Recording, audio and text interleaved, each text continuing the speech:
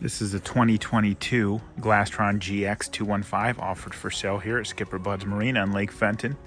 A gorgeous 21-foot bow rider, lots of versatility in this boat, lots of room in this boat as well. Plenty of cup holders throughout the boat.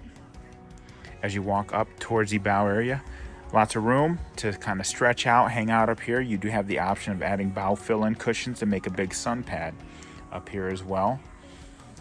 Some grip handles if you're taking on some waves, placed in a really convenient spot, and again, plenty of cup holders throughout the boat. As we enter the cockpit area, this boat has a lot of versatility. So looking at the captain's chair here, you have a flip-up bolster to be able to see over your windshield a little bit better. And then turning over to the port side, you have a front-facing chair for the co-captain, for a passenger to sit there. But you can actually simply grab it, pull it back, and you have a rear-facing lounger towards the back of the boat. Plenty of storage in the boat, built-in cooler as well underneath your seat.